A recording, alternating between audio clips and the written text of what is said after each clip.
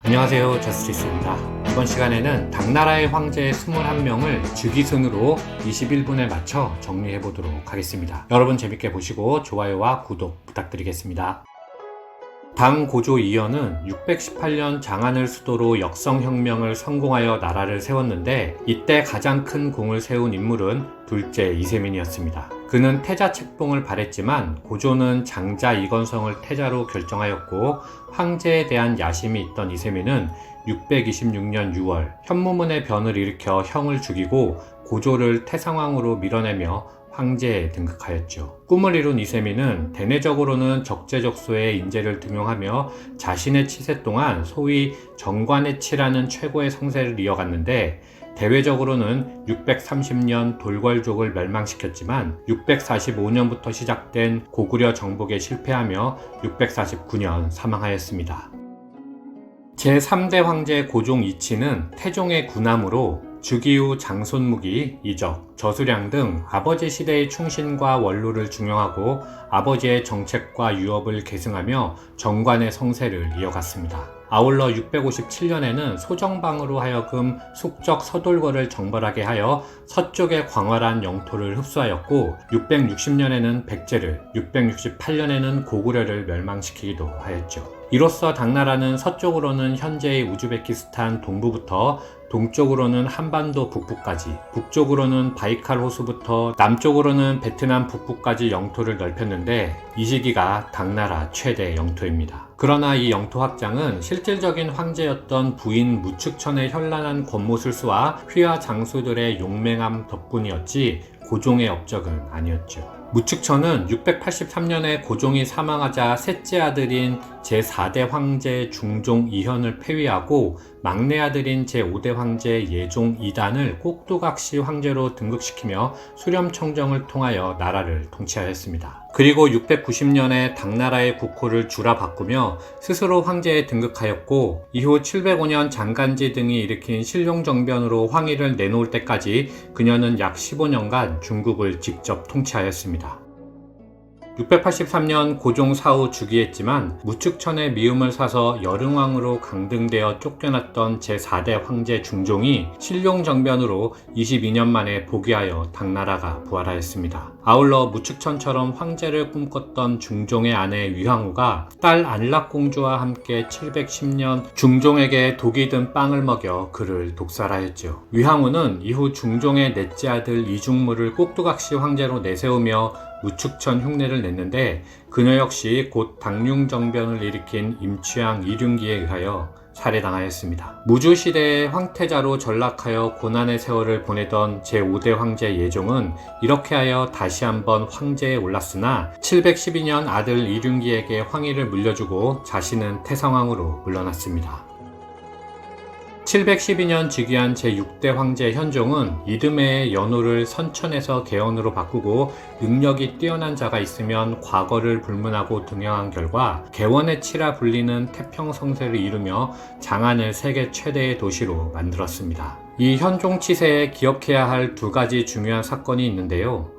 하나는 751년 벌어진 탈라스 전투이고 다른 하나는 755년부터 8년간 이어진 안사의 난입니다. 먼저 탈라스 전투를 간략히 살펴보면 이 전투는 751년 아바스 왕조와 당나라가 중앙아시아의 주도권을 두고 벌인 전투로 여기서 당나라가 패하며 중국은 더 이상 서역 경영을 하지 못하고 중앙아시아는 이후 이슬람화가 가속화됩니다. 두 번째로는 안사의 난인데요. 안사의 난은 실제로는 755년 발생하였지만 10년 전인 745년부터 살펴볼 필요가 있습니다. 745년은 양옥환이 양귀비로 책봉된 해이기도 하고 동시에 위구르, 카룰룩, 바스밀의 연합 세력에 의하여 제2돌궐 제국이 무너진 해이기도 합니다. 그리고 이때부터 약 1세기 동안 몽골 초원의 패권은 위구르가 차지하게 되지요. 따라서 제2돌궐에 속해 있던 소구드인들이 대거 중국 동북지방으로 이주하였는데 그들은 그곳에서 자연스럽게 소구드인 명장 알록산의 휘하로 편입되었고 이들이 755년 발생하는 안사의 난의 주된 병력을 이루게 됩니다.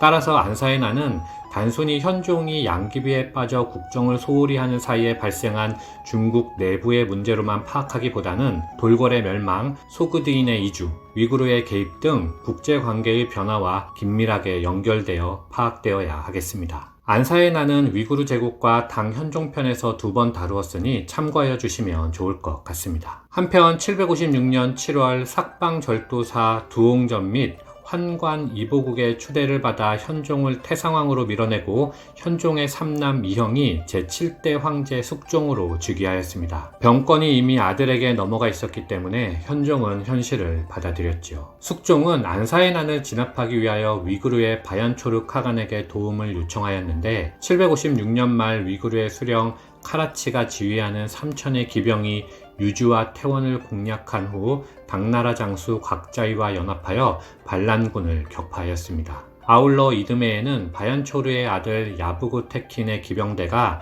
낙양과 장안을 모두 수복하였는데 이때 당나라는 위구르의 도움을 받기 위하여 화번 공주를 보내는 등 여러가지 굴욕적인 조건을 수용하게 됩니다. 특히 이후 위구르 제국과의 견마무역 비율이 당나라에게 터무니없이 불리하게 바뀌게 되는데요. 자세한 내용은 위구르 제국 편을 참고하여 주시면 좋을 것 같습니다. 숙종은 망국 일보 직전까지 갔던 당나라의 종묘사직을 다시 일으켜 세우며 아버지를 다시 장안으로 모셔와 효도를 다했지만 762년 아버지 현종이 붕후한 15일 후에 그 역시 52세의 나이로 세상을 떠났습니다. 이어 즉위한 제8대 황제 대종 이해는 숙종의 장남으로 그는 태자로 책봉되기 전인 757년에 천하병마 원수로 임명되어 명장 곽자위와 함께 향적사 북쪽의 풍수에서 알록산의 10만 대군을 격파하였고 여세를 몰아 위구르의 기병대와 함께 장안성을 수복하는 등 전공을 세운 인물입니다. 그리고 그 공을 인정받아 758년 태자로 책봉된 후 또다시 환관 이보국의 추대로 즉위하였죠. 이 대종치세의 안사해난이 종식되었는데 그와 함께 기억해둘 만한 사건은 바로 토번군의 침략입니다. 763년 토번이 당나라가 약속한 조공을 제때 바치지 않는다는 이유로 20만 대군으로 쳐들어왔는데 대종은 장안성을 버리고 합주로 달아났습니다. 다행히 토번의 수장 다짜르공은 당의 명장 곽자이가 근왕병을 이끌고 장안성으로 진격하고 있다는 첩보를 듣고 성을 점령한 지 15일 만에 철군하였습니다. 물론 그는 이때 엄청난 금은보화와 기술자, 악공들을 이끌고 토번으로 돌아갔지요. 대종은 유약한 군주였기 때문에 이보국을 비롯한 환관들이 활개칠 수 있었는데 당 중엽부터 환관 세력이 득세한 이유는 대종이 환관들의 발호를 제대로 막지 못했기 때문이라 하겠습니다. 그나마 명장 곽자의의 존재로 가까스로 종묘사직을 지키던 대종은 779년 53세의 나이로 사망하였습니다.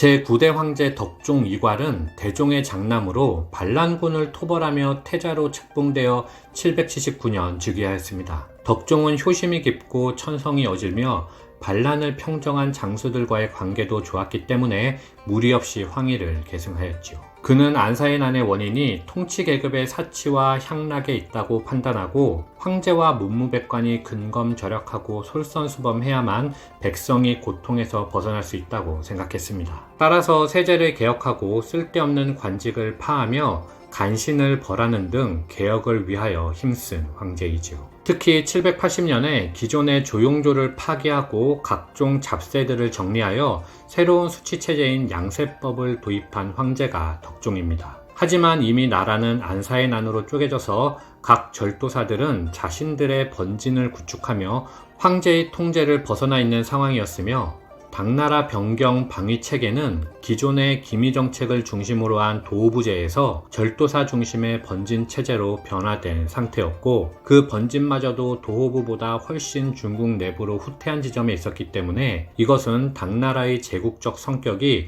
후퇴하기 시작했음을 의미한다 하겠습니다. 제10대 황제 순종 이송은 덕종의 장남으로 아버지가 805년에 사망할 때까지 26년을 태자의 신분으로 보내면서 수많은 폐위 위협에 시달렸지만 적장자 계승 원칙이라는 유가종법을 지키려 한 재상 이필 덕에 황위에 오르게 되었습니다. 순종은 즉위 후 혁신파 왕숙문을 등용하여 환관의 정치 개입을 엄단하고 번진 세력을 뿌리 뽑기 위한 개혁을 단행하였지만 훈구파에 막혀 실패하였고 즉위한 지 1년도 안 되어 병으로 사망하였습니다. 이어 즉위한 제11대 황제 헌종 이수는 순종의 장남으로 헌종이 직면한 문제 역시 번진을 장악한 절도사들을 통제하는 것이었는데 그는 뛰어난 지략을 갖고 있었을 뿐만 아니라 유능한 인재들을 재상으로 중용하며 어느 정도 절도사의 병권을 회수하고 조정의 통제 아래 두는 데 성공하였죠. 하지만 난세를 평정하여 자신감이 생긴 헌종은 불로초를 구하기 위하여 수단과 방법을 가리지 않았고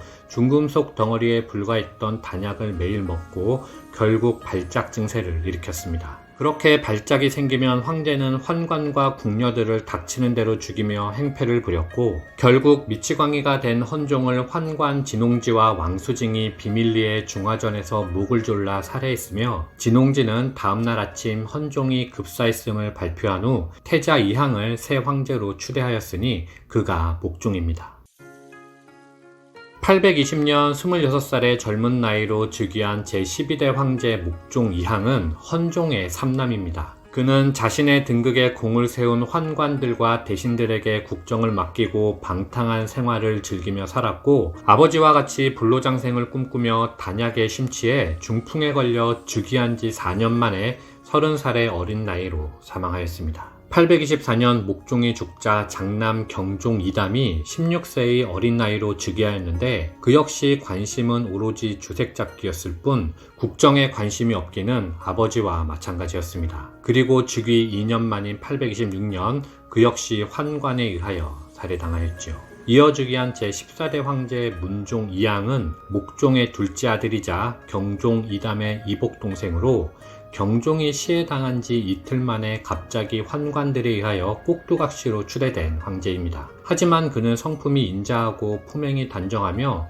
효성이 깊어 형인 경종과는 달랐습니다. 이 문종 시기에 기억해둘 만한 사건은 감로의 변입니다. 감로의 변이란 835년에 재상 이훈과 절도사 정주가 감로가 관청 뒤 석류나무에 내렸음을 구실로 구사량 등 환관을 유인한 다음 살해하려 하였지만 이를 눈치챈 구사량에 의하여 실패로 돌아간 사건이죠. 구사량은 배후에 문종이 있었음을 알아차리고 황제를 궁궐에 가둔 채로 국정을 마음대로 휘둘렀는데 4년여간의 궁궐 유폐 생활로 지친 문종은 30살의 젊은 나이로 840년 사망하였습니다. 이후 구사량은 목종의 오남 무종 이염을 제15대 황제로 추대하였으며 무종은 제13대 경종, 제14대 문종의 이복동생입니다. 무종은 형들과는 달리 생각이 깊고 모든 일에 치밀했는데 무엇보다도 인재를 알아보는 능력이 뛰어나서 헌종 시기부터 4대에 걸쳐 재상으로 수많은 공적을 쌓았지만 모함으로 한직을 전전하던 이덕유를 재등용하였습니다. 참고로 이덕유가 헌종 시기부터 발생한 우의당쟁에서 이당에 해당하는 인물이고 우당은 우승유의 성을 따서 우당이라 하였습니다. 어쨌든 이후 이덕유는 환관 세력을 통제하는 데 어느 정도 성공하였을 뿐만 아니라 840년 북방에서 키르키즈의 침공으로 카라발가순을 빼앗긴 위구르가 남하하는 것을 막아내는 공을 세우기도 하였는데 이덕유는 망해가는 당나라를 일시적이나마 부흥시킨 중국 봉건왕조의 명재상으로 이 시기를 회창중흥이라 합니다. 하지만 무종 역시 선왕들과 같이 단약에 심취하여 중금속 중독으로 재위 6년 만에 세상을 떠나게 됨에 따라 이덕유 역시 조정에서 쫓겨나게 됩니다. 제16대 황제 선종 이침은 헌종의 13번째 아들입니다. 선종은 조금 오버해서 말하면 유주얼 서스펙트의 카이저 소재 같은 인물이라 할 수 있죠. 846년 3월 무종의 병세가 악화되었을 때 실권자였던 환관 마원지는 무종의 아들이 아닌 작은아버지 이침을 황태숙으로 옹립하였는데 그 이유는 그가 바보로 소문이 나서 꼭두각시 황제로 제격이었기 때문이었습니다. 무종이 죽자 선종이 37살의 나이로 즉위하였는데 황제가 된 선종은 국정 현안을 정확히 파악하여 해결책을 제시하고 신하들의 월권도 용납하지 않았습니다. 선종을 바보로 알았던 대신들은 충격에 빠졌고, 선종은 즉위 전부터 이미 당쟁을 만들어 문제를 일으켰던 재상 이덕유를 내쳤죠. 이덕유를 제거하지 않으면 자신의 정치적 포부를 펼칠 수 없다고 생각했기 때문이었습니다.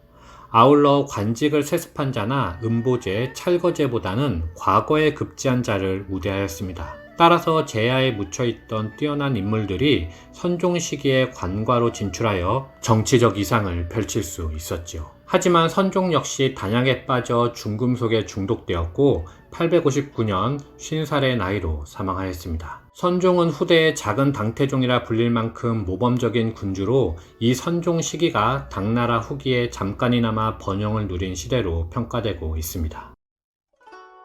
제17대 의종 이최는 선종의 장남으로 27살의 나이에 환관 왕종실에 의하여 즉위한 황제입니다. 의종의 유일한 관심사는 오로지 주색 잡기였으며 돈을 흥청망청 쓰고 관직을 남발하여 의종 치세의 국고는 텅 비고 백성은 도탄에 빠졌습니다. 특히 사랑했던 딸 동창공주가 21살의 나이로 요절하자 의종은 어이 20명을 살해하고 그들의 가족 300명을 감옥에 가두었는데 그 만행은 장한 백성들의 민심을 들끓게 하였죠. 의종은 아버지 선종이 가까스로 만들어 놓은 세상을 무너뜨린 어리석은 군주로 873년 41살의 나이에 사망하였습니다. 이어 즉위한 제18대 황제 희종 이현은 의종의 오남입니다. 당시 실권자였던 환관 전령자가 막 12살이 된 이현을 태자로 책봉하라는 유서를 반포했죠. 그것은 조작된 것이 분명했지만 환관이 새 황제를 추대하는 일은 이미 관례나 마찬가지였기 때문에 이현은 무난히 즉위하였습니다. 그 역시 아버지의 핏줄을 그대로 이어받은 인물로 마상격구나 도박에 빠져 국정을 망친 황제이죠. 게다가 874년 하남성, 산동성 등 관동 지방에 큰 가뭄이 들어 사람들이 많이 죽었음에도 불구하고 관리들이 혹독하게 세금을 거두자 학정에 분노한 농민들은 왕선제를 지도자로 하여 반란을 일으켰습니다. 그리고 이듬해 조주사람 황소가 왕선제의 반란에 호응하였는데 이때부터 당나라를 패망의 길로 안내하는 황소의 난이 시작되었습니다. 왕선제는 중원을 휩쓸었지만 878년 황매에서 증원유의 관군의 패배를 당하며 죽었고, 자연스럽게 반군의 수장이 된 황소는 현재의 강소, 절강성 일대를 세력권으로 확보하여 왕을 지칭하고 왕패라는 독자 연호를 사용하기 시작했습니다. 그리고 880년 드디어 동도 낙양을 점령한 후 동관을 지나 바로 장안으로 향하였는데 장안성은 무주공산이었고 희종은 환관 전령자와 이미 촉으로 떠난 지 오래였습니다. 따라서 880년 12월 황소는 장안에서 국호를 대제, 연호를 금통으로 하여 황제로 등극하였죠. 한편 촉으로 몽진한 희종은 정신을 차리지 못하고 여전히 도박에만 몰두했지만 신하들은 형세를 관망하고 있던 다른 지역의 절도사들에게 난을 진압하는 전공을 세울 경우 그 지역의 실질적인 왕으로 책봉하겠다는 조서를 발표하며 반란을 진압하기 위하여 노력하였습니다. 그 결과 절도사들은 각자의 이해관계에 따라 당 조정에 협조하였고 낙양과 장안만 차지하였을 뿐 중원을 모두 점령하지 못했던 황소는 난관에 봉착하였습니다. 게다가 황소의 신복 주온이 관군에 투항하여 희종은 그에게 전충이란 이름까지 하사했죠. 결국 황소는 서돌궐 계통의 사타족과 안문절도사 이극용의 공격에 패하며 산동성 태산의 낭호국에서 최후를 맞이했습니다. 참고로 이때 신라 출신으로 당나라의 과거에 급제하여 관리가 된 최치원이 토황소 경문을 썼고 이를 본 황소가 크게 놀라 자기도 모르게 땅바닥에 주저앉았다고 하는데요. 과연 그 말이 사실일까요? 개인적으로는 그 말은 믿지 않습니다. 어쨌든 희종은 반란이 진압된 후 장안으로 돌아왔지만 황궁 3년 후인 888년 27살의 젊은 나이로 사망하였으며 그의 친동생 제19대 황제 소종 이환이 당시 금권을 장악하고 있던 환관 양복공의 추대로 즉위하였습니다. 하지만 소종은 즉위 후 환관 세력을 파괴하는 데 성공하였는데 그 과정에서 절도사들의 도움, 특히 농서군왕 이무정의 도움을 받음으로써 국정은 그의 손아귀에 들어갔습니다. 다른 한편에서는 898년 주전충이 동도 낙양을 점령하여 절도사 세력의 판도를 흔들었지요. 자연스럽게 이무정과 주전충은 대립하였는데 903년 이무정이 패하며 이제 소종은 주전충의 꼭두각시 황제가 되었습니다. 이후 주전충은 소종의 환관 수백 명을 내시성으로 몰아넣고 모조리 죽여서 환관 세력을 완전히 소멸하였고 904년 낙양으로 천도하며 당 왕조의 정기가설인 장안을 황폐화시켰습니다. 그리고 그해 8월 주전충은 소종을 살해하기에 이르지요. 이후 소종의 구남 애종 이축이 13살의 어린 나이로 즉위하였는데 그는 주전충의 장난감이나 다름없었습니다. 주전충은 애종의 황위를 찬탈하기 위하여 이씨 왕들을 모조리 살해하였고 907년 선양의 방법으로 애종으로부터 황위를 물려받아 후량을 세웠으며 연호는 개평, 수도는 개봉으로 하였습니다. 이렇게 하여 289년의 역사를 자랑하던 당나라가 멸망하였고 중국은 또다시 5대 10국의 천하 대란의 시대로 접어들죠.